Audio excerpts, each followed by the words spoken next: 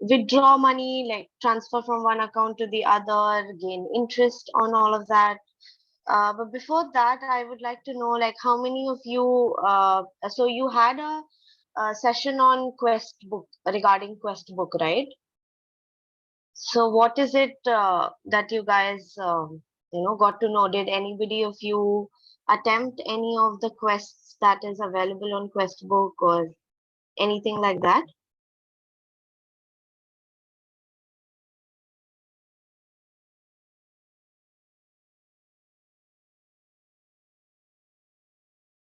Garima, are you there?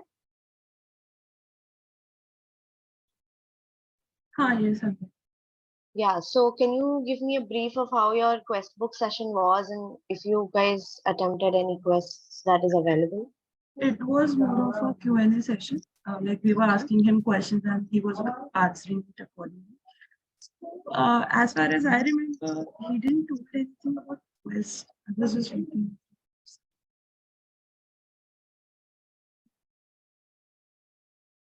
Sorry, I can't hear you. Yeah. That's fine. Yeah. I don't think so. He told something about there are any quests on Quest book present. Okay. Okay, cool. So the thing is, Questbook has its own, lineup of coding projects, small projects that makes it pretty easier uh, for you to code. I mean, they have the whole code available, but they have a lineup of good projects that helps you build your own portfolio. So since initially we have done just a ERC20 token project, today we'll be doing a bank project, and then if we have any of the next sessions coming up stuff, we'll do like a fully fledged app, sorry, DApp. So it will include a little bit of front end and other stuffs also. I'll provide the code for that, but for smart contract and everything, we will do it on our own. So I would like to first ask you guys that okay, so this would be a lot more of you coding than me coding and telling you, to copy the code like I did for ERC20. That was the first project, so I had to show you how to do stuff. But this would be more of you, doing majority of the stuff and not me doing, and then you are copying the code. So if you are trying to make a bank, okay, can you tell me two, three features that a bank should have, and how can you write that in Solidity? Means I need a first verbal explanation, and then we can hop on coding. Anybody? Yeah. Firstly, it must have withdraw and deposit. It must have Yeah, that we can form accounts in it. yeah. We can. Yeah, correct. So it will have adding money, then getting the balance, or adding accounts and other stuffs, right? So we will do it in certain segments. Okay, I will present just a moment.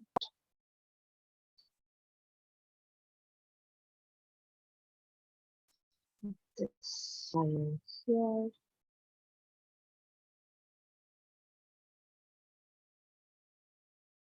Okay, cool. So remix again. So everyone can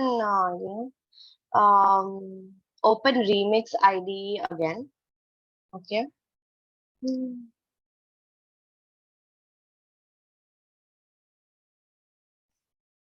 And we'll start coding. So we would first write a very basic line of code that will give us the contract balance. Okay. So if there's any balance in the contract, that will basically be again the same thing. Whatever money you're adding, there has to be a get contract balance or get balance function, and in that you will be able to check the value that is available in your account. Okay.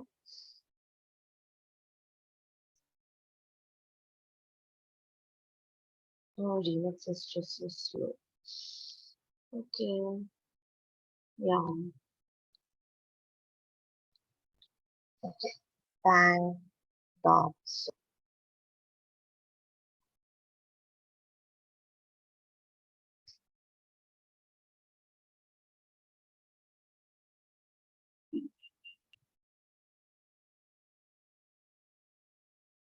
It's taking time to load. Is everybody able to open Remix? Yes, ma'am.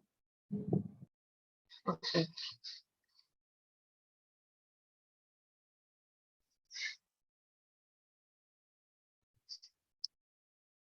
Cool. So, fine. I will share my screen and then I will. So somebody has to tell me how to proceed with it. So first function that we're gonna write, I'll tell you the requirements. It should be a get contract balance type of function that will just return the contract balance. I mean, whatever is in your account, it should return that. So uh, just start just start telling the code, or just tell me what to write. I mean, I won't write on my own. What should be the first line of the code? And everybody has to do it along with me. Okay, because you guys can't present the screen. That is why, like, I'll have to do it, but everybody has to do it with me alongside. So what should be the first line of the code? The Come on. License licensing. identifier. License identifier. Oh my God. Everybody just okay. So it's SPDX license identifier. Let's put MIT. Okay. Why is this not working as green? Anyway. Okay. What should be the next line? Version. Version. Pragma.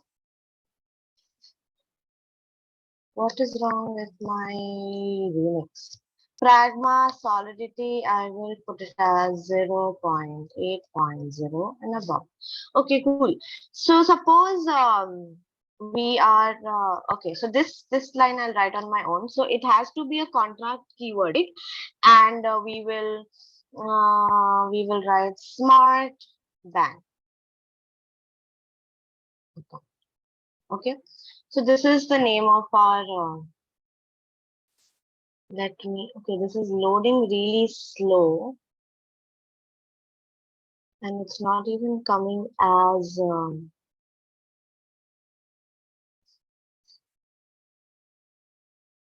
mm, there's some problem with the network. Let's see. Refresh. Okay, so is the same problem occurring for you guys as well, or is it just my code? It's working fine. Okay, cool. So, okay, let it load. Remix is working slow. So, once you've written the license and the contract version, the contract name, if I'm telling you that you have to create a function, get contract balance, what do you think should be the requirement? Or what should the code look like? Address for the account. We should have some balances array that stores balance of each account. Yes, but if I'm saying that you just okay, this is gone. Shit. 1 second. Let this be another one. Bam. Okay. Yeah. So if that is fine. I mean, just imagine that your contract, I mean, whatever account that you are initiating the smart contract, that is the only account that you need the balance for. So in that case, you at this point, if it has to be a very basic function where you don't have to think that there can be multiple accounts, multiple values, and multiple people running it, if it's just your account, how do you think you can get the smart contract? By the address. The address of message sender. Yes. So, wait, let this load.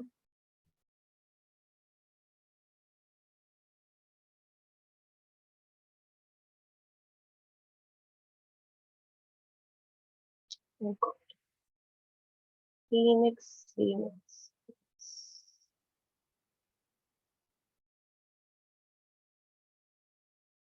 Mhm.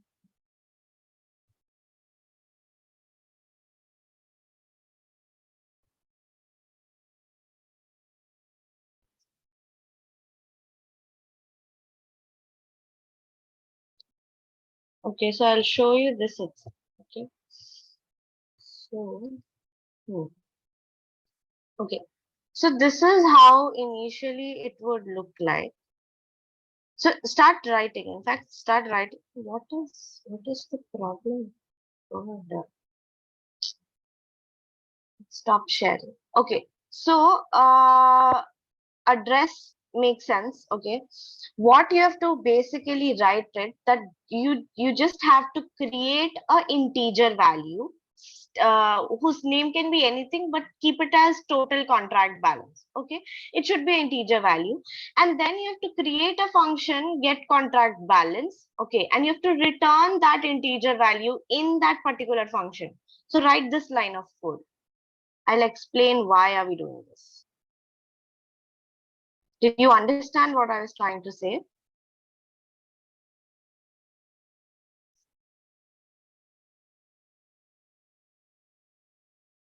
Everybody, was it clear what I was trying to say? Like we need to make a variable and store some value in it and then make a getter function which will return that variable that we have. Yeah. So we're not going to store some value. We're going to initialize it with 0 because the initial balance of our contract has to be 0. Okay. Then further in the project, we will have a function that will let us add money. But the initial thing should be that the total contract balance initially should be 0. And there is a function that returns that particular, value, the total contract balance.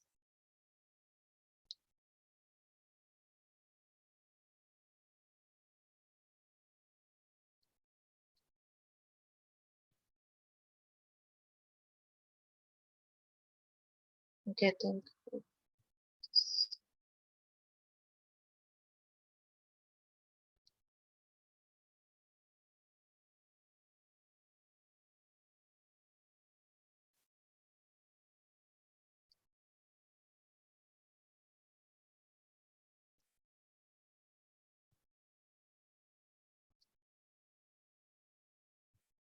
Okay, now it's responding.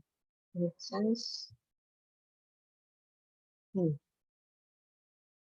Okay, was everybody able to do it? Yes, ma'am. Okay, how does the code look like? Can you explain? First, we're gonna declare a variable. I have taken it as the amount in like int Okay. amount equals to 0, and I have Hmm. created a function named balance. I have Hmm. declared it as public view returns, and in the parentheses I have given integer since it's gonna return an integer variable, and inside the Hmm. function I have write return amount. Okay. Okay. Makes sense. So you are saying, can you paste that line of code in the chat? Okay. Yes, ma'am. So you say you in Swati has pasted it. U int balance equals to 0. Function set balance u int x public balance equals to x. Function get balance public view returns u int return balance. Okay, good work. But we don't really need the set balance function because all you're supposed to return is the uint balance. So you do a function get balance public view returns and uint and return balance. You don't have to set it separately.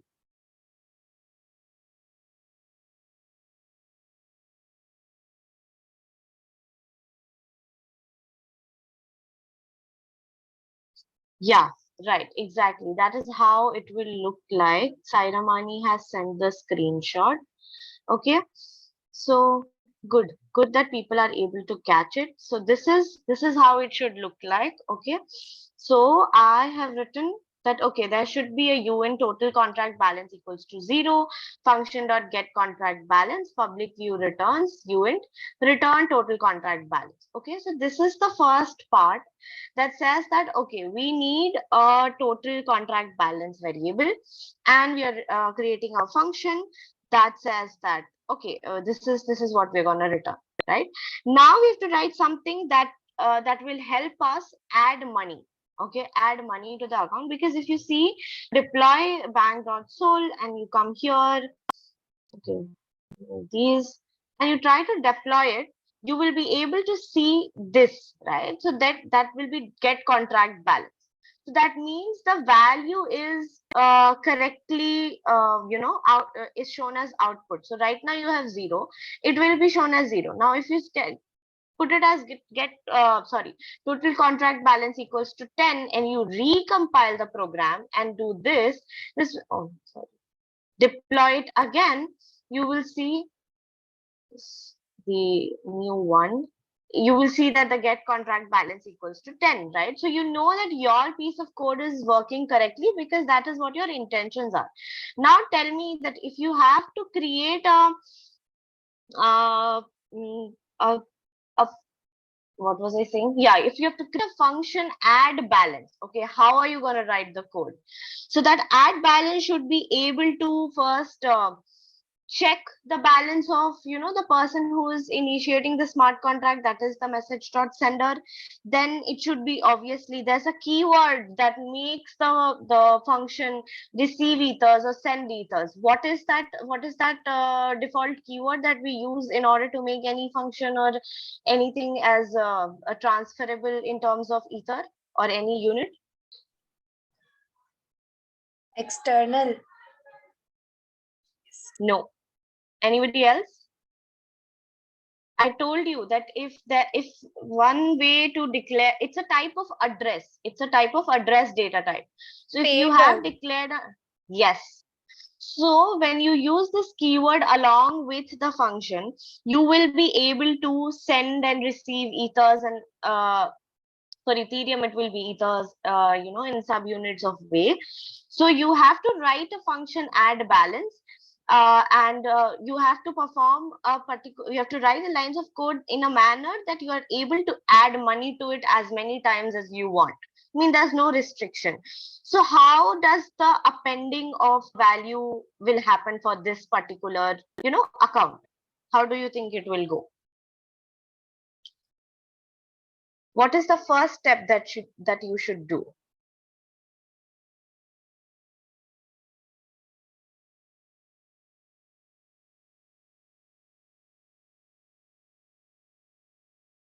Check Anybody? the total contract balance first.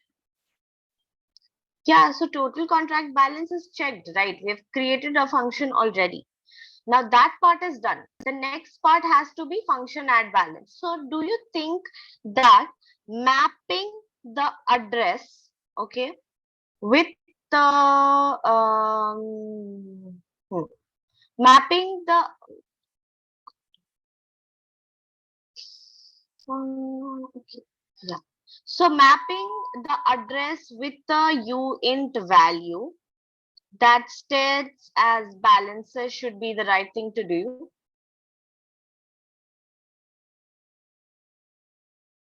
If you are trying to, add a particular value to your account, right? You can have multiple accounts. Now here we'll have to come out of the fact that which particular account are we talking about. Now here you have to assume that, okay, although we are assuming that message dot sender is doing everything, but there has to be a mapping, right? Even if you're adding multiple times, the balance shall be updated for that particular address. Now if Shweta sends money to my bank account, she sends me $1,000. My address shall be mapped with that particular value as $1,000. Now Saina Money sends me $500. So again, that 500 has to be appended on that balance, and that mapping has to be updated, right? So do you think a mapping makes sense here? Yes, ma'am. Okay, how else are you gonna write the function? Can anybody tell me? Can you try? I've given everything, right? You have to make the function payable. That function shall be able to add money to the account. So first you'll have to check the balance of the message dot sender with what value it is, and that particular built-in method is message dot value. Then you have to use the total contract balance, and you have to make sure that whatever new, because you're adding money to it, right? So you have to make sure that that particular message dot value that has been received in your account is appended to the total contract balance. I'm having this error. You have not set a script to run. Set it with @custom dev run script natspec tag. Why are you having this error? Did you have a similar error when you were trying to run the ERC20 token as well? No. Anybody else? I think the script error was faced by someone last time as well. Is it anybody in the chat who faced a similar error for the script one?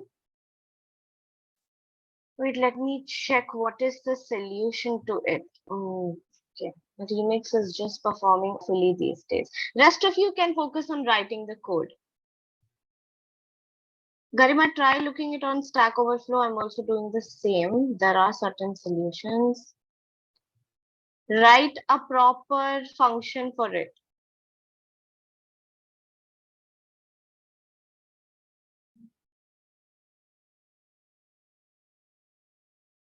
Okay.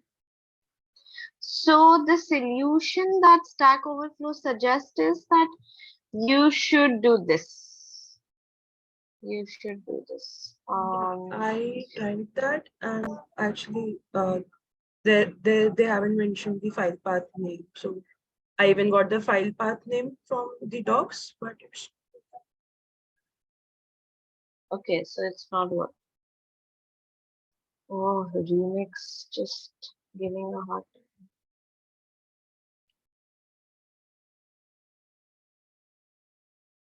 Let me check. There's something on Stack Exchange as well, which goes for Ethereum itself. The default workspace includes two scripts.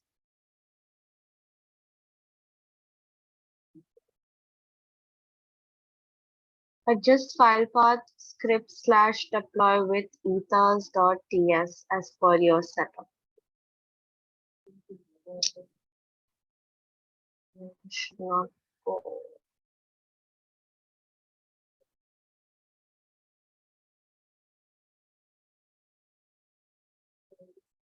Does the deploy script .ts thing works for the file path? yeah, I did that. I did that. It said no script. Oh, can you try refreshing the IDE? Because most of the time it has worked like that for me. Because it just throws random errors, like nobody knows. It's not just the first time setup also, but still it will show things like that.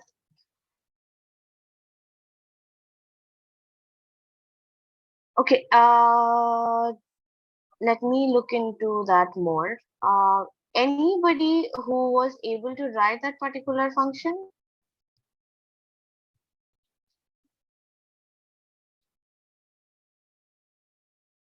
Anybody? Okay, I'll start writing and I'll give you hints that.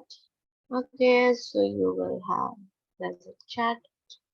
Function add balance, uint amount, external payable, balances, message dot sender plus equals to amount, just right.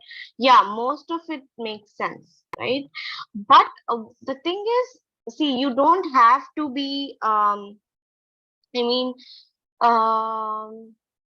okay, Saira Mani is So the thing is, for the initial thing, right? I already told you that when you are checking the balance, okay, it will go for that first thing should be initialized with message dot value.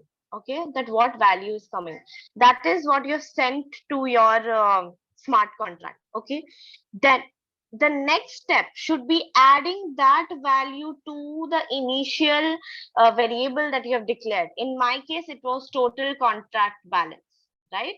And then there's another thing that you have to necessarily check, and that is the timestamp value. The timestamp value is important so that no illegal transactions shall take place, while we are trying to create the contract. So that means that the deposit timestamp shall be similar to the timestamp that a message dot the deposit timestamp by the message dot sender has to be similar to the block's timestamp.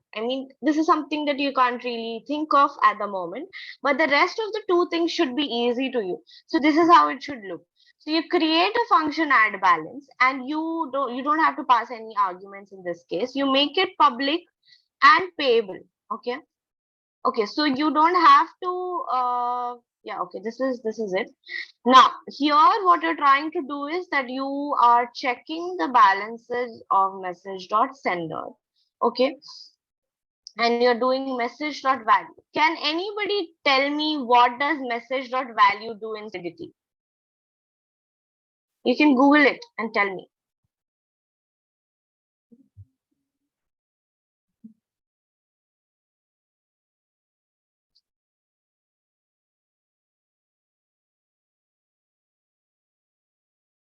Just a moment. Just tell me, anybody, what does message dot value means? Is it the amount of ether that is being sent by the message dot sender? Exactly. Yes. So we will see that. I don't know how many of you have noticed, but when you go to this deploy segment, there's a certain amount of value that we are trying to set. Okay. You can see how much I've experimented with these two accounts. Initially, you have these accounts that goes for 100 ethers each. So that is why we are taking message dot value here. That is where I'm emphasizing that you have to check the balances for message dot sender, put it as message dot value, and then you have to update the total contract balance, not the whatever I have written as the variable name. I'll do that total contract balance equals to total contract balance plus message dot value, because that is the value that I'm sending. Okay.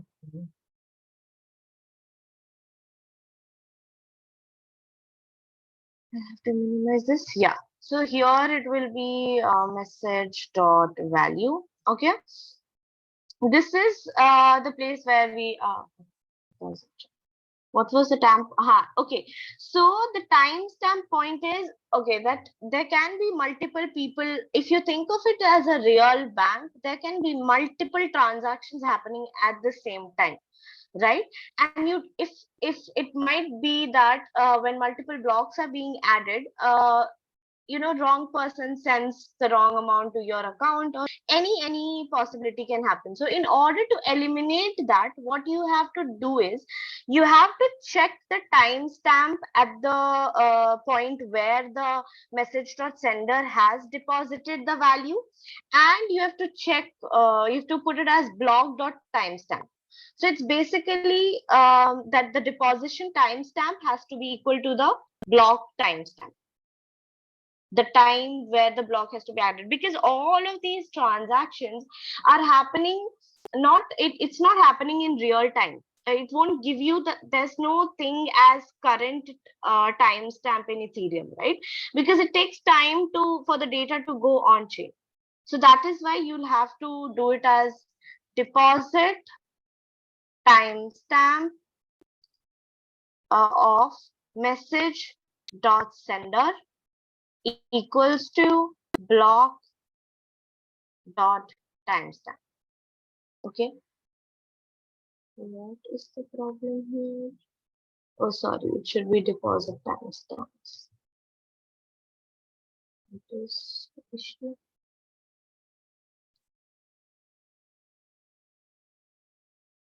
Undeclared identity.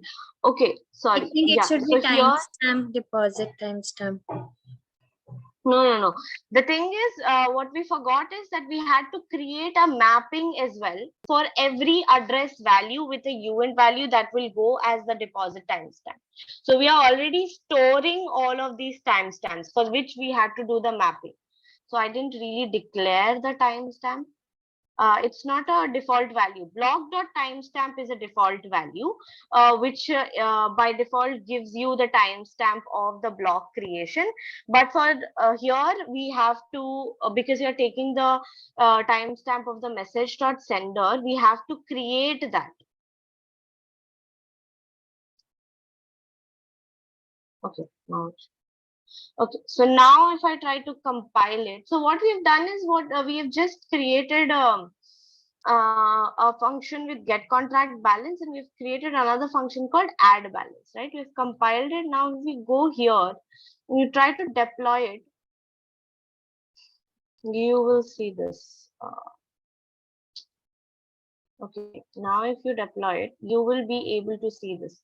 So there's an add balance function, okay, and get contract balance. Why does this thing shows this was working before?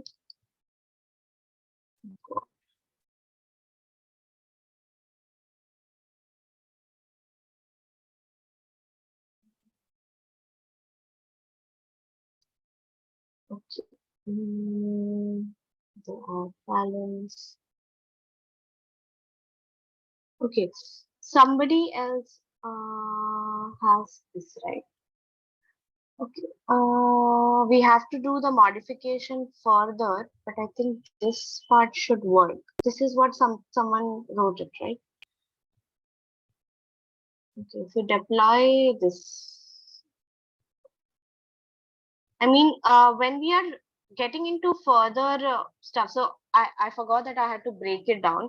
So when you're first writing this add balance thing, that will go very, very usual. I think someone wrote it in the chat here.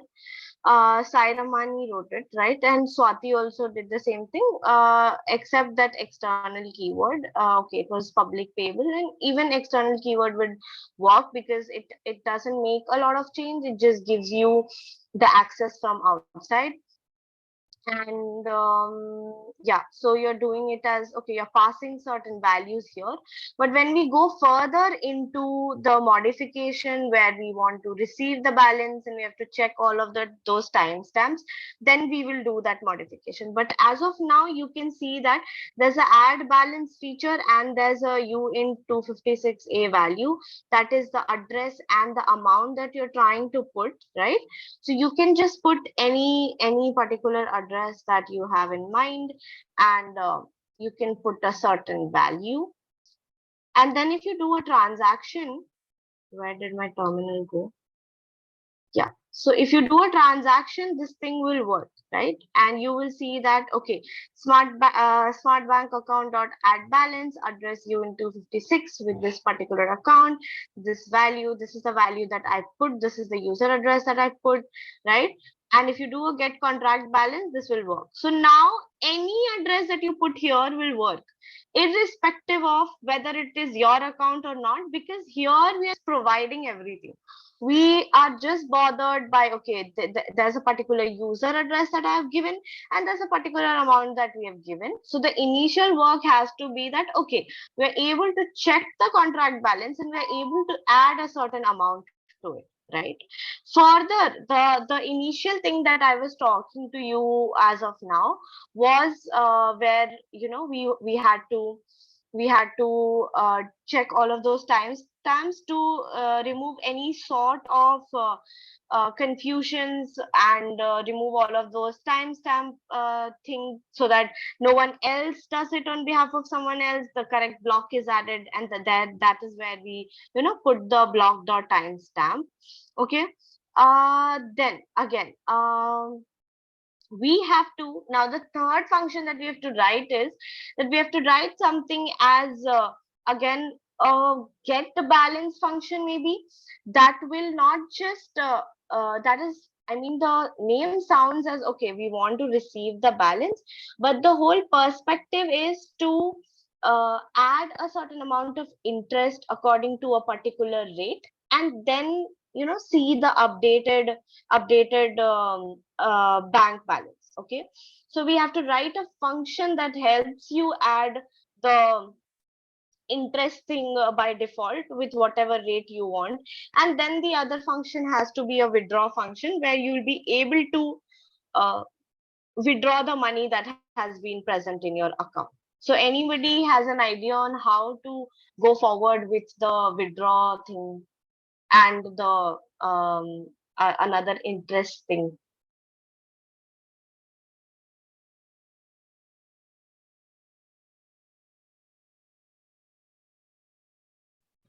For withdraw thing, we are going to subtract the message dot value as we did Hmm. in the add balance. We are going to subtract it, and we are going to return the remaining amount by calling the get contract balance method.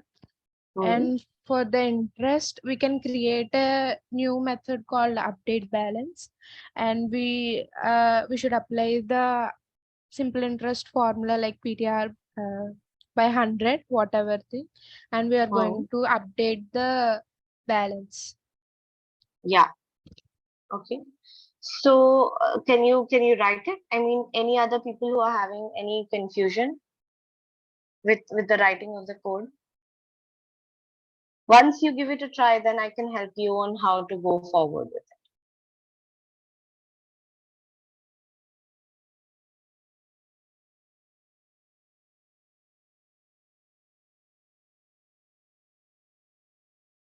Okay, there's one more thing that we need to notice.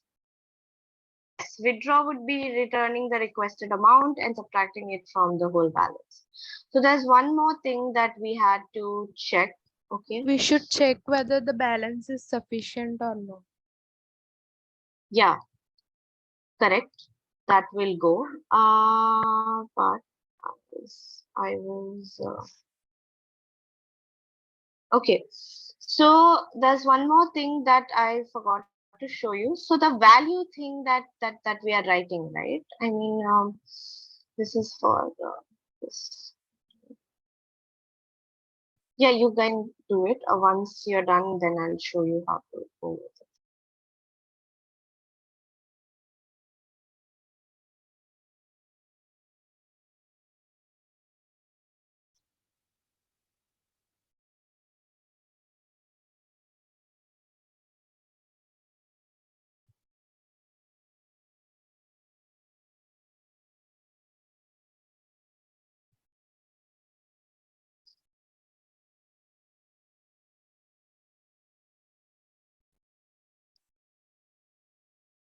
So once you've written it, you can tell me that how are you going forward with it, and then I'll show you how to play with your, smart contract and stuff.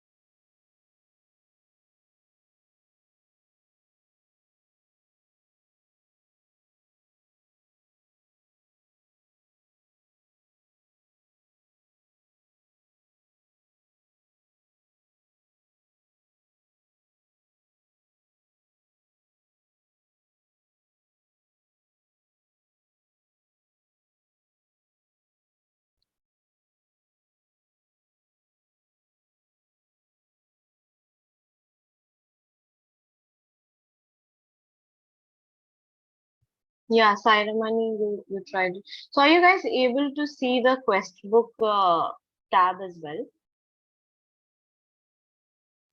No, ma'am. Okay, wait. Anyway.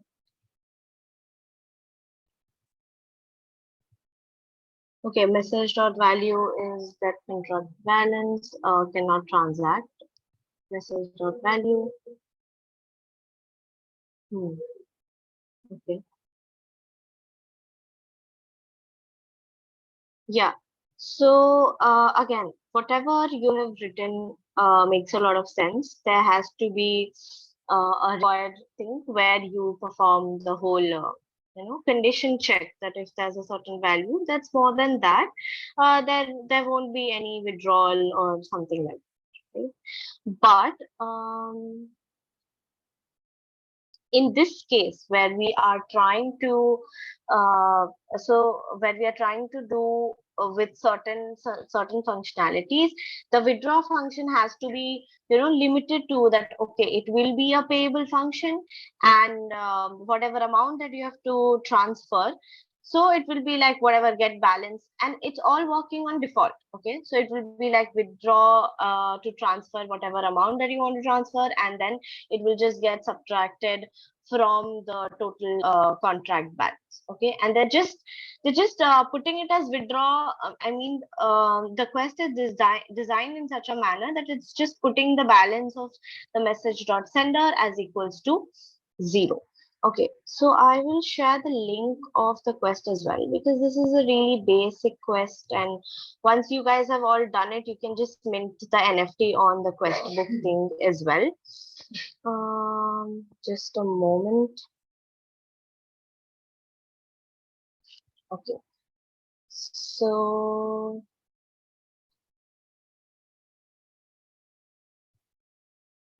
let's see. Okay, so I will share that. Okay, so that you can understand that what we're trying to do. So just like when you're trying to write a piece of code, even for web 2 stuff, right? If I tell you that, okay, you have to write a code that calculates the square of a number, right? So there will be some people who can just use a mathematical dot power function and use it. Some people will do whatever variable they have taken. Suppose they've taken as x, they will x into x, right? So there are multiple ways to do it. So here I will show you that how the quest looks like. Okay, so this is the quest link. Okay, so people who have tried doing it, you can open this link. Okay, so this session we have to make sure that um, we complete this quest and all of you can build an NFT. In fact, I haven't also done this before, but I knew that they have some really nice quests designed, right? So you don't have to look at the code. Nobody will look at the code that they have provided. Everybody has to figure it out on their own first, and then we can, get into it. So you can see that they talk about getting the contract balance, and this all we have already done. When they're talking about add money to the contract, right? They have taken an address, they have put the value, and you will be able to see it, right?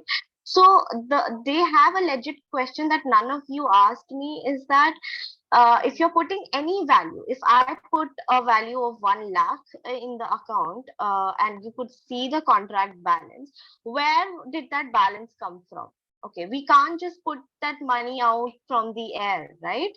So I mean, it has to be deducted from somewhere. That's how the traditional thing also works. If you're giving something to someone, it has to be taken away from someone, right? If you're sending money from bank account to your friend, it should be deducted from your account and then be transferred or added to your friend's account, right? So what they say is that in order to make it a valid transaction, we have to add a lot of checks. Okay, so we have to see that if the user is calling that particular function of add balance, Now, if the user calling this function allowed to update the account identified by the address in the parameter. What if someone calls this function with zero as amount and overwriting a victim of all their life savings, right? I mean, if anybody who's calling that function is able to change it, I can just overwrite the value as zero and just be like, whoosh, there's no money in the account, right? That is not how it should happen.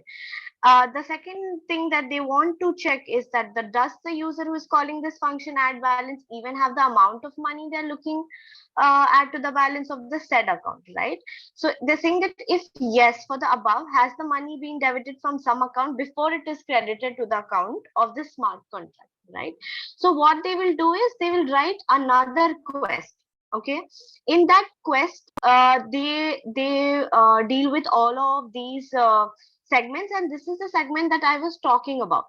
That if the initial code, okay, you're not able to see multiple screens. I forgot to share multiple screens.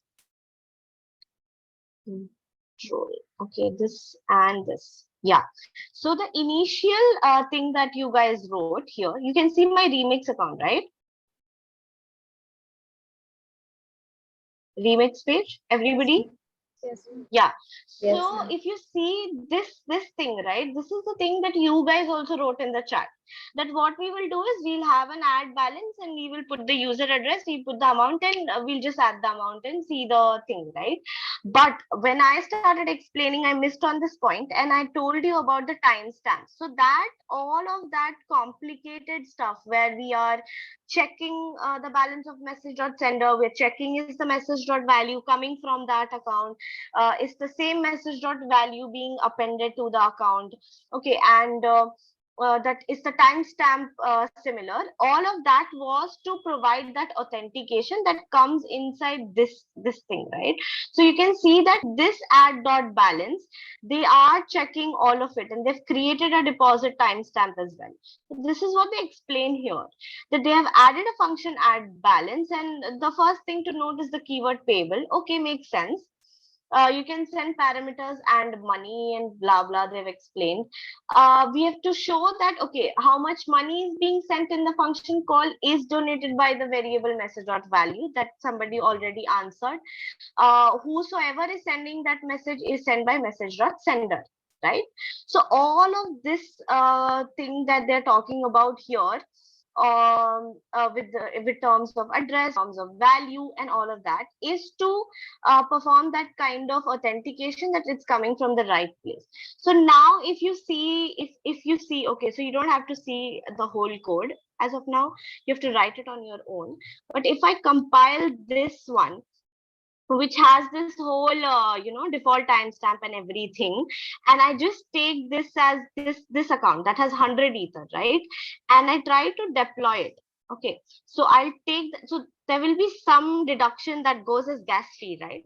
But now you will see that if I do this, here, if I change the value to 10 or 15 ethers, and then I do add balance, this will be automatically updated as 15 ether. Why? Because and you don't even have to put the address here, because everything is working on message dot sender and message dot value. Okay, so that get balance thing will come later, that you don't have to add right now. But the previous function that I showed you was about providing a user address and providing the value you want to add. But here the value is being added from this enter an amount and choose its unit. So by default in remix it will go as wave, but you have to put it as ether because that is the unit that we deal with. And every time you choose a value here, so you will see that 15th is deducted from here. It was 99.999 and now it's 84.99. So now if I put again 4 years here, right, and then I click on this add balance, this will go as 19th and this will deduct as 80.999, whatever value. Now, if you debug or you see this in expansion, you can see that, okay, transaction was mined, this is the hash, this is the address, this is the particular value. So they are writing this value in terms of weight, right? So what I was trying to explain you here was that this part is done. what we have to do here is, um, I'll explain this so that it will be easier for you to understand what type of function we want to write. So they're saying that whenever withdrawing, we not only want to give the money back, but we also want to add some interest. Okay. So we need to store when the deposit was made along with how much. For that, we will introduce a new mapping called deposit timestamp. Now, timestamps are tricky. It's not something. There's no such thing as current timestamp. This is not important. The block, no, not this, not this, not this.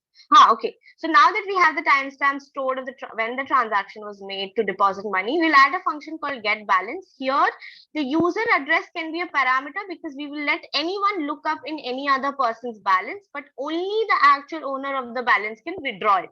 So that means the whole idea to tell you this was that you have to code a function called get balance that will let any of us look into a person's balance, but only the person whose account, who's the actual owner of the balance, can withdraw money. Okay, let us in this function not only return the principal they deposited, but also a simple interest. Okay, so you have to write that particular calculation in terms of simple interest and then do the withdrawal. So can you guys, you can see some part of the code, right? So just break it down. So it's already mentioned that we have to pass a parameter called user address. Anybody can see it, but only the user can, the person who owns the account can withdraw it. And along with the principal amount, you have to add some interest as well. Okay, so can you try writing that code?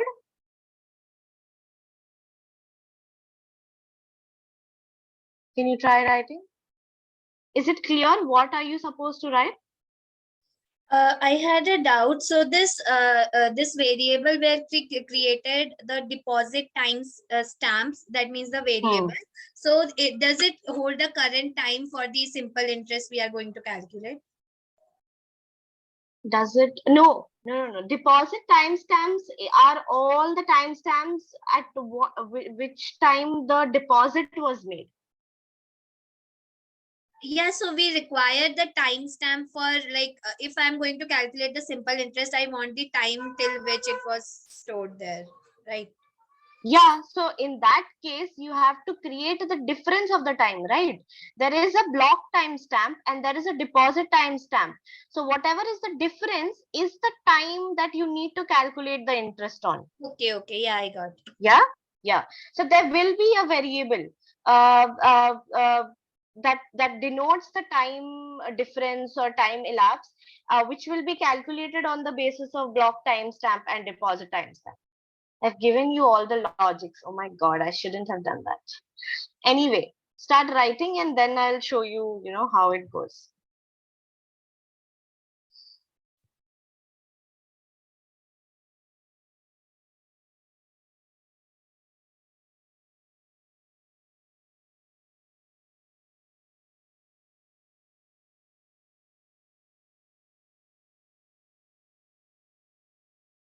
So whosoever completes it first will help me also write the code.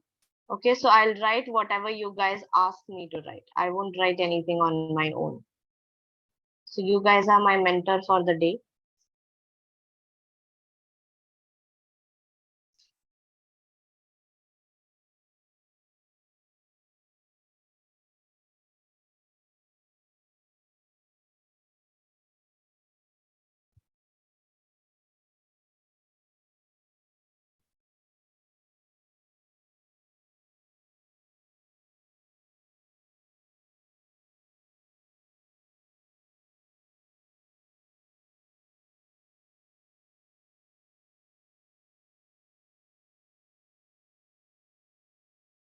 So as of now, everything is clear in your head, right? Whenever you're trying to write the piece of code that I'm trying to explain.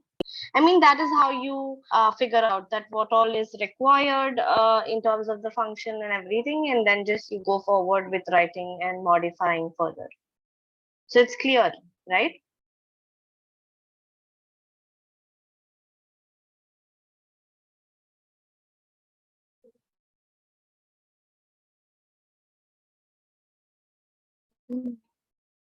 Nobody is responding. Maybe I will try writing the code.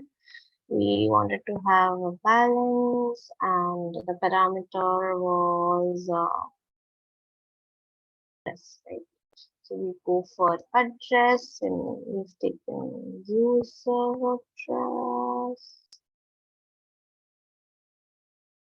Okay. Then we have to make this, so we are returning something, right? So we will go as public view returns. Okay, returns. What is it that we're returning? We're returning the value, right? So we go as int. Now,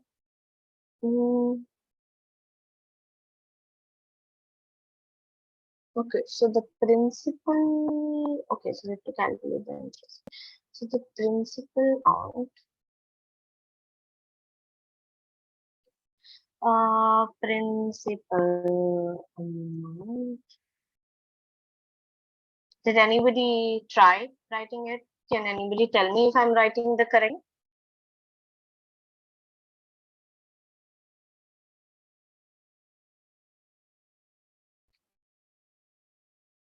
Ma'am, I had a doubt. If we are going Yeah. to return it to the user, like their balance, so why do we need a user address who is sending the money here? Sending the money. No, Yeah, we are because here not, we are taking user address. right? So this part is, so see, the whole agenda for this balance thing is not just to have the balance of your account. It is there to introduce transparency. So if I have your user address, I can see your account as well, right? So this is Okay, just so a return function. Yeah. yeah, in this case, instead of message.sender, we will use this user address. Yes. Okay. Yes. Hmm. Anyone can see anyone's balance. Yes, yes, Prisha. So, okay. So I think a lot of it makes sense to you guys. So once you are done writing the code, please help me also. I am stuck. I don't know what to write next. Huh? Help me also. Be my mentor for the day.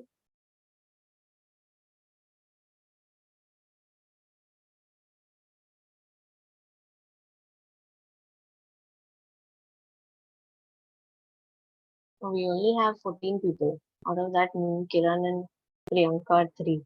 That's sad. Everyone's enjoying the Friday night, huh? Hmm.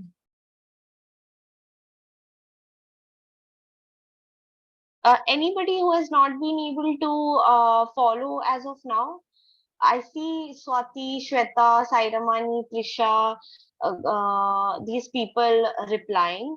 What about Mahalakshmi, Mani, Bhumika, Shravya, Sai Chandani? Who else? Are you guys able to follow smoothly till here?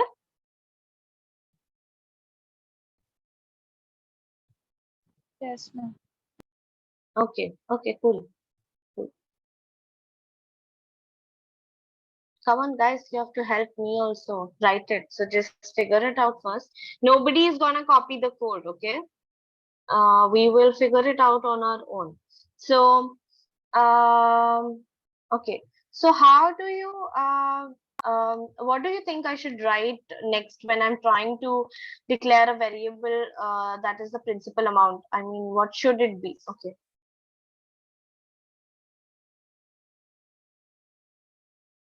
We can take it from the mapping we have created for balances. So there we can use the user address to get the uint value, which is the balance.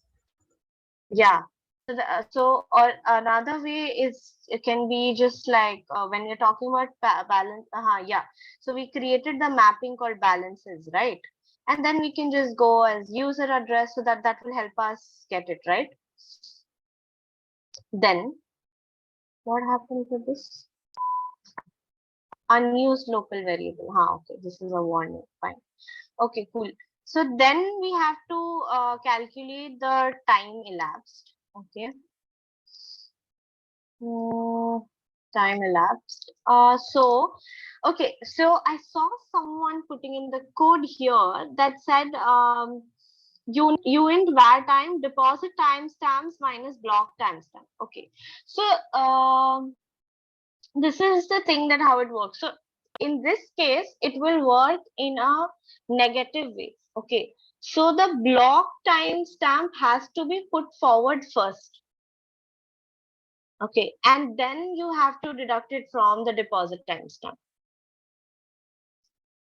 I mean, ideally, if you look at it, it will give you like a negative value, right? But you have to consider it something like this, that um, suppose your deposit timestamp is at 11 and certain seconds, and the next one is so in terms of time there is nothing as plus and minus, right? You don't do like a proper subtraction, that if you have done the deposit at or if you have created the block at 11 and the deposit has been done at 11:15, you won't be like, okay, 11 minus 11:15 is minus 15. No, that minus 15 is also showing you how much time has elapsed, right? That this is the negation thing. So that is why we'll follow the traditional stuff where we go as block dot timestamp minus deposit timestamps, and once we are doing the deposit timestamp, this shall be done for the user whose address we are passing, right? This is not by default for the message dot sender. So you will do user dot address, that will give you the value in, whatever, mostly in terms of seconds itself. What is the problem here? Square brackets. Oh, sorry. Thank you. Thank you so much. Yeah. Okay. So, okay, these are all unused. It makes sense. Cool. Now we have to, okay, there are a few chats. Braces, okay. What was Prisha trying to do?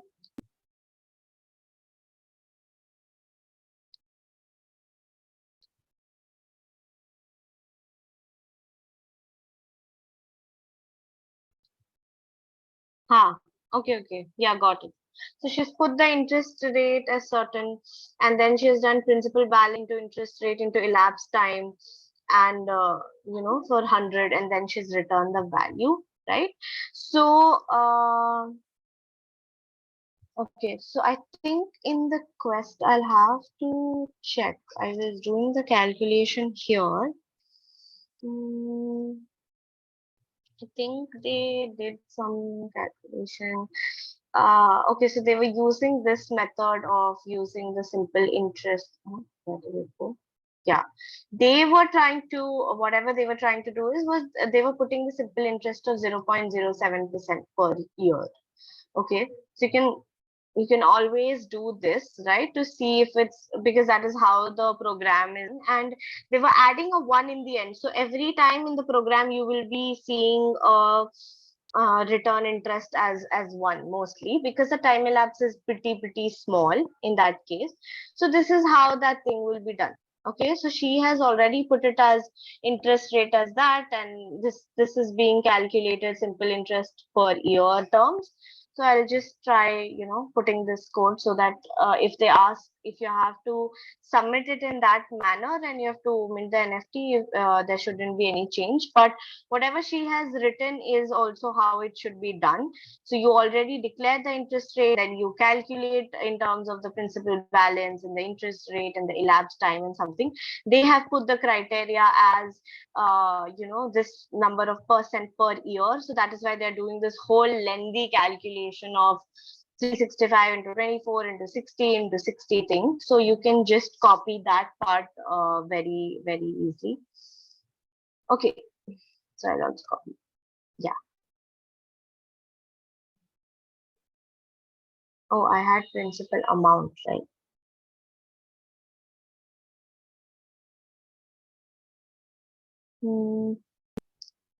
Okay, cool. So till here it's clear, right? So if you see, compile. Okay. Okay.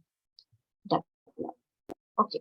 So if you see here, you will be, okay, so I will add some value here, suppose 5, and I do a add balance, and then I do get contract balance. So it is coming like this, right? In terms of whatever ether it is. And if somebody gives me their address with the value that you have put, if I put my user address here, I'll be able to check your address as well. So as of now, this thing is working fine.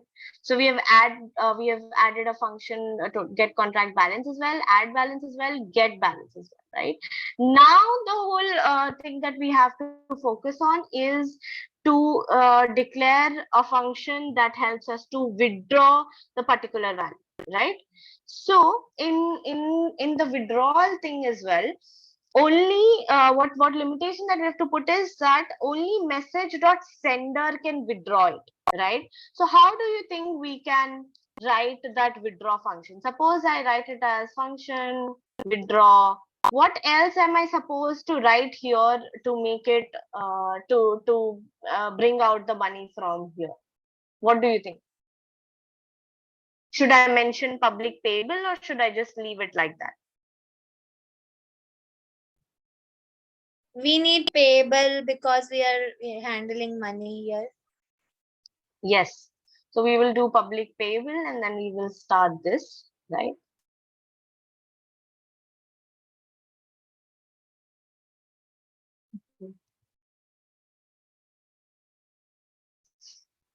Sorry for asking. I didn't understand why are we adding simple interest to returning amount. No, so they have just designed. So according to the quest that they have created, they just don't want that you put in a principal amount and you get your principal amount. Since they have designed it in a manner that they want to show the working of a bank, they're saying that okay, you just don't keep your money in or you just don't add your money in, but you also receive some interest out of it.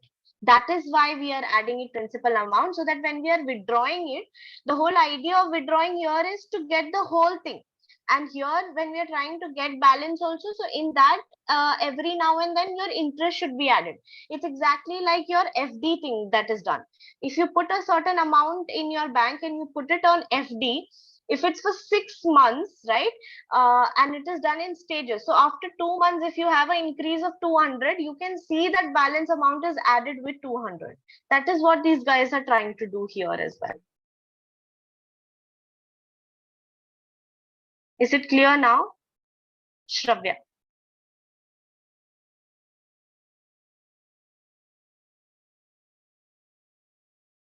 Okay, cool. So then we will do address and what? Why public? Okay, so see, the whole idea is that mostly when you say, right, that why will external thing come out, or why will a public or private or anything come out, right? So this project that we're doing it very very openly, right? It's accessible to other people as well. Even for get balance we're doing public. So this keyword, adding this particular keyword doesn't change anything. It just makes the code more accessible. If you see public in Solidity, you will be able to see that public function variables can be used both externally and internally. So in that case, if you want to import this thing from outside, you won't have to add, an external keyword. And the thing that also differs between public and external is that it will differ in terms of gas usage as well, right? So we have nothing as such to protect here. So that is why we're just going forward with the traditional thing and seeing that, okay, yeah, we can write that particular function as public because we are keeping it open. Yeah, but this public thing is not defining that message dot sender can access it. This public keyword is in a general thing for the person who is writing. No, sorry, not the person who's writing the. How do I explain it? Okay. So, I understand your question of that only the message dot sender can do it, right? But in Solidity, if you are only putting the variable as with a value of message dot sender, in by default only it will be accessed by message dot sender. What we are writing public here is that if you are importing this bank smart contract in any other project of yours, you will be able to use it externally as well, not just internally but externally as well. This public doesn't mean that it is open to all. This doesn't mean that anybody can access it. Just like I think somebody asked the question that when you're using get balance, why are we passing a user address, right? So if this public would have meant that anybody can use it, there was no need for this, right? But we are specifically sending a user address which specifies that this thing is not just limited to message.sender, it can be used by any user. Similarly, here this public doesn't mean that any can come and withdraw. No, this means that this function is also accessible from outside. If you are creating a better version of bank and if you only want to import the withdraw function, you will be able to do it. Do some modifications outside and do it, right? This doesn't mean that anybody can come and withdraw. For that, you will have to create another very limited variable with message.sender value that helps you withdraw. So that will go like, okay, so if this is address and you have to make the address payable. Now you put anything. Now suppose I put withdraw 2, okay, that where is it that you want to withdraw, and then you will do okay payable and then message dot sender. So this itself limits the whole code that okay, this has to be done only by message dot sender, and they've already declared this particular address as payable, and withdraw to is basically where are you, which account or which address do you want to withdraw it, right? Then there will be uint amount transfer, suppose. Okay, so in this case, what is the amount that you want to transfer, right? What you do here is according to the quest, you will do like, okay, get balance and user not user dot address, it will be message dot sender. So you are withdrawing the whole thing, you're not leaving anything. Now you can obviously modify it to a certain value, but here what we're trying to do is you're withdrawing the whole amount. Okay, now then again, there was one particular keyword that we had studied earlier. I mean, there were a lot of keywords, but transfer, send, these were one of the keywords. And we clearly talked about this in like, I think 2-3 class back, that we should not use send keyword because there are certain errors. If the transaction fails, it will just return a false. It would be difficult to debug and all of that. So we should use transfer. So what we will do is we will use withdraw to transfer. Okay, so since see, by default remix is suggesting that with transfer there has to be a value. Now what is that value? So that value is declared in the previous line. That value that you have to transfer is amount transfer. Okay, because this is the value that we are transferring, right? Now the total contract balance that I declared has to be total contract balance minus amount transfer, right? So this will be like this, and thus balance of message dot sender message dot sender will be set to 0. Okay, sorry, balances, because that is what we did in the mapping. One I forgot to add here after I explained this, like in the initial thing we had explained this to you, but when we are writing this add balance, this message dot value thing, right, there has to be a function add money as well, because here we are I mean, here whatever we were doing, this is where we were substituting the value, that okay, this is the message dot value that is coming and this is the balances mapping that we have obtained, and this thing, total contract balance is equals to total contract dot message value, but it is always a nice convention to to write a separate function that we could have initially done. I mean, there's no need, but it just makes it easier that, okay, if you're doing something like that, uh, it will be easy to add money, and you can just take value from there, total contract balance plus equals to message dot value.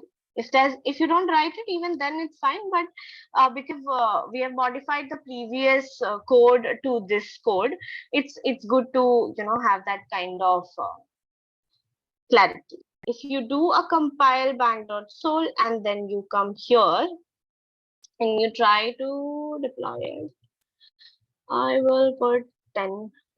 No, I should have put it later. Okay, so I first deploy it and I will put values here. Okay, 10, and then I do add balance. And okay, yeah, so if you see this, how many times did it happen? Okay, if you see this withdraw thing and then no get contract balance, this will, oh wait, I will show you again. The withdraw thing is not just, I mean, this part of the function is just behaving oddly. If I compile here and I delete this and I try to deploy this, so you will be able to see, okay, there will be no withdrawal happening until and unless you add a value. Now you add 5 ether, right? You add balance. Okay, so this 5 ETH will come. Then add money to contract. Again, this whole transaction is happening and it's taking 0 away. Okay, so that thing is not working here. Now, if you click on withdraw, that function won't work, and you will have this value. So this withdraw thing is not working for the quest because we didn't add the value. What is the problem? Ma'am, I had a doubt. In the get balance Yeah. function, we are returning the Hmm. total amount plus simple interest as well. So when we are Yeah. using the get balance function, it withdraw. So it will take more than the principal amount. But we have only the principal amount in our account. So how will it work then? Okay. No. Here when you're trying to, so the get balance thing will work first. Okay. When you are clicking, so that is why this thing is not happening. So here when you're trying to have a get balance, right, you are storing a value that is principal plus the interest. Okay, and then you are trying to use draw function that will that is why it's get balance and message dot sender. So the value that you're getting from here is being deducted. So it's the whole thing. There is no ambiguity or no chance of failure because you are not adding the value on your own. It's not like you have 5,000 in your account and you're trying to pull out 6,000. No, whatever value that you're getting from this function, that is the get balance function, that same value is what we are transferring outside from withdraw function. No, ma'am, Do you get? that is not my question. Like, in after that line, we have that total balance amount is equal to total contract balance minus amount to transfer. So amount to transfer is more than the total contract balance here because we are getting the simple interest from total contract balance only. Okay. So like, Okay. I think that's why it won't work. Total contract balance, yeah, makes sense, but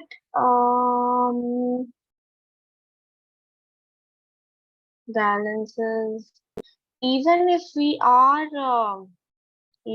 are commenting this line, right, we are anyway setting this whole thing to this because this is not the code that I wrote. This is the code that I wrote here. But in this case, it should work because I saw the interest and everything coming as 1 in that case. Just let me check. Now, all these transactions are happening. Why is it happening? If I put the address, oh shit. Let me check first. Okay, if I do, okay, so you can see, right, that yeah, okay, so you can see that when we are specifying a address here, right, there is no balance immediately. If you would have done a get contract balance, it's 0, right? But if you're doing a get balance, it's coming as 1. So that 1 is being added here because obviously if you are calculating whatever they are calculating here with whatever interest, right, that value would be very, very small and we won't be able to see it. So what they've done is they've added a +1 to do here. Now we have to see that how does that thing work here in terms of adding the value. Okay, so if I do a add balance and then I do a get balance, it will same this. And if I talk about withdraw, so this withdraw thing is not working, right? This was working before when I checked the code. What is the problem here? Fails to mind, but execution failed. 0. So we didn't specify the withdraw thing, total contract balance, want to transfer. Right. Let us look at this particular thing that they are talking. Okay.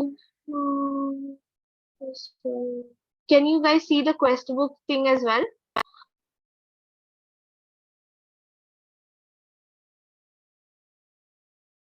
Everybody. What they are saying is that when we're talking for withdrawal, okay, we need to look up what is the balance of the user who's requesting a withdrawal. Okay, so we will use message.sender, which makes sense. And we've already written how much money this user has, including the simple interest. Okay, makes sense. So but we will need to convert it. Okay, so let's deploy this time. After deploying, let's add money to the check the balance a few times. We see that the balance is increasing by whatever small amount. Now let's withdraw, but you wouldn't have received any amount back into your account. Why do you think? The transaction failed, right? So they've added a secret +1 to get the balance so that there is always some interest that is credited to no matter how much time has passed, free money. Okay, we need to account itself. So let's compile and deploy. This time we will make sure we deposit money, fill up the account, and only then the balances are successfully. Oh, there is something that we missed on here. So we added that value and we have added. What is the problem? Okay, that's weird. If I'm trying to add a certain value of 5, right? Only three of it is being calculated. Okay, the principal amount. Okay, now the withdrawal will happen. The withdrawal became successful, right? Okay, so what they're expecting us to do is, yes, what they're expecting us to do is that you need to add the value multiple times. That is how they have put the or programmed the code or the quest that they have done. And once you do multiple thing and you do withdraw, then certain amount will be withdrawn, and that certain amount is calculated on the basis of this particular value. And then if you do a get contract value, you will see that, okay, there is something. If you do again a withdraw, you will see this. No. Okay, I have to add value again. Now, if I'm adding 5 and I'm doing this, so this becomes 12.99. And when I try to withdraw it, again, that particular thing that we added is getting, no, but this will show 0 weight. Okay, there is some issue it got added, but balance here shows 7.999 and get contract balance goes 16 because that is what we are trying to add here. Okay, okay, there is something that we are missing on. Anybody who's able to point out the thing that we are missing? Because when I saw it before the class, it was working fine. If I put any other address, that will go as 0. Oh, no, this. How do I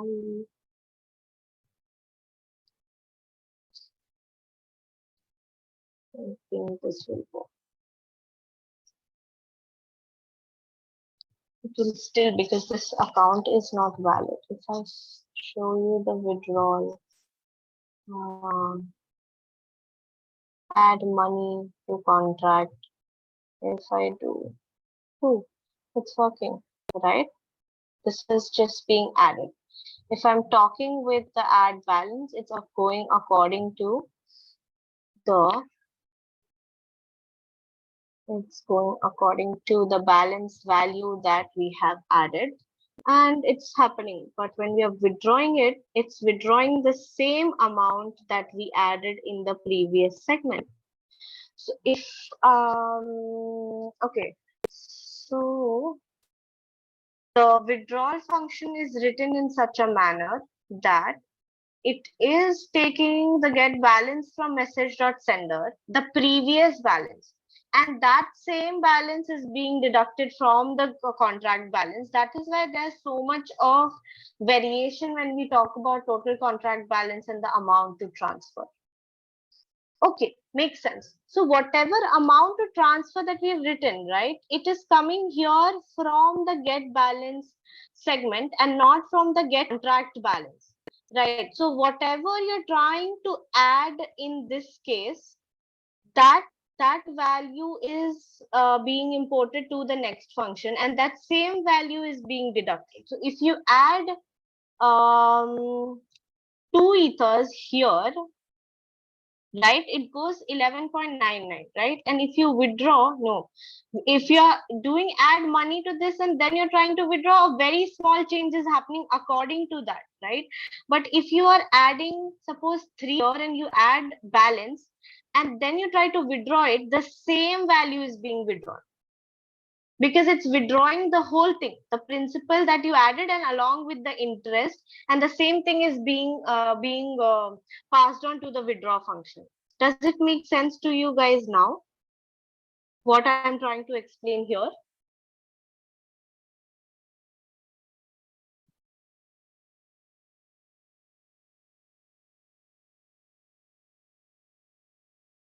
Hello, where is everybody?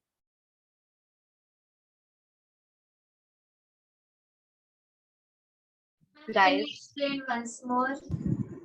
okay, so see, you have to basically see that, okay, first we will look at get balance, right? So this is a user address that I've specified, and if you do a get balance, it will always show 1 whatever address you give. If I remove this, right, and I put any of the addresses, if I have, yeah, if I put this, right, and then I do get balance, it will still show 1. Why? Because it is working with this method, this get balance method, where it has nothing to do with this time thing vagera vagera calculation. It has added 1 in the end according to the quest code, so that you are able to see that significant difference of interest. Okay, that looks like easy money here. So this get balance is working like that.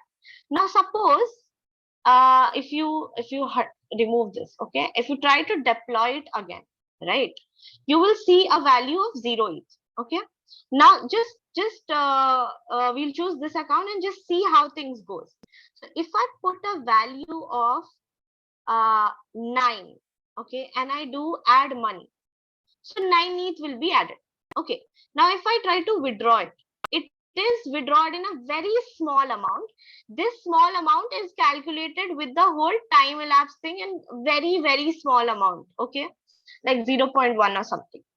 Now, if so, this is how I added it using add money to contract. So the same money was added. Now, if I add 3, okay, 3, so it's 8.999, I'm adding 3 ether, right? And I add it using add balance. So this, what is the calculation that these guys did? Why did they take 2?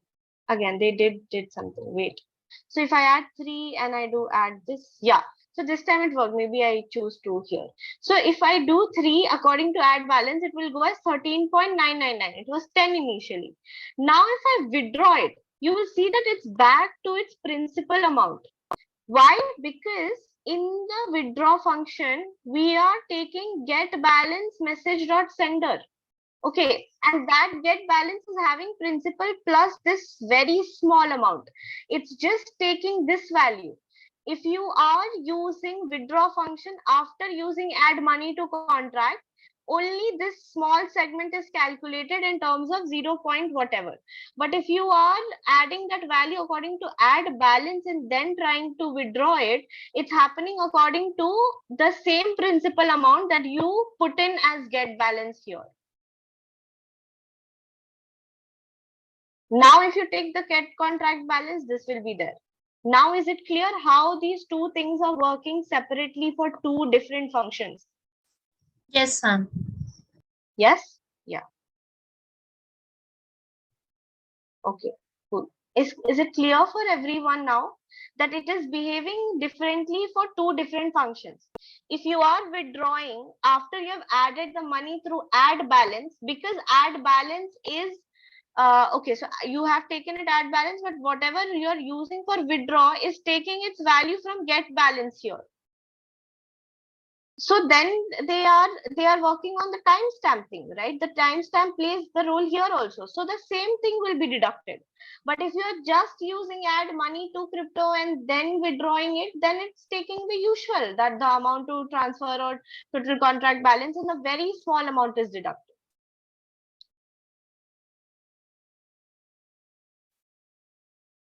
Is it clear for everyone?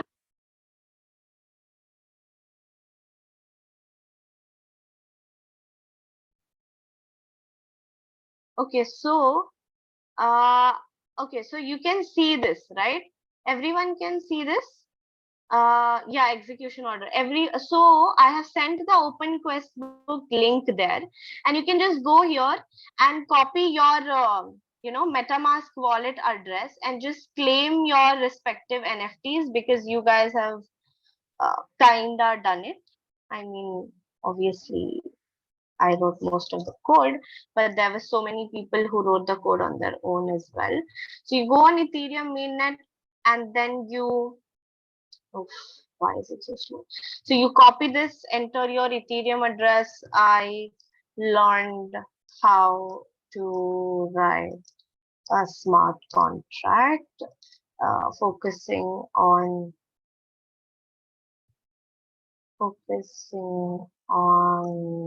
various segments. Sure. Okay. Tweet to your official handle. Tweet to our official handle at the rate quest book. So if you click on this, it will take you to Twitter, which you won't be able to see here. And once you put that Twitter URL, you will be able to claim your NFT.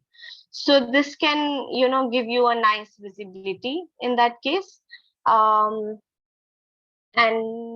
what else? Yeah, and obviously you guys can obviously write the thread like other people are doing for the sessions and everything. But since Questbook is Questbook is the one who's giving you guys grants to do the projects. I mean, obviously they will be giving you grants for a better idea and all of that. But since they are involved with us in the cohort, it will be a nice thing to, give them the idea that yes, you guys are working on things and learning things through their platform as well. So I think that's it. If you guys have any questions, you can ask me. But don't forget to claim your NFT on Questbook. All of these adds to your proof of work. There are so many times where you will be asked for proof of work, and if you have these NFTs, they show that okay, you have done this project on the quest book thing. So that's a good thing to do. Any questions? Link. Uh Link. Yeah, I think I added it here. This. So you. Yeah, Garima, send it over.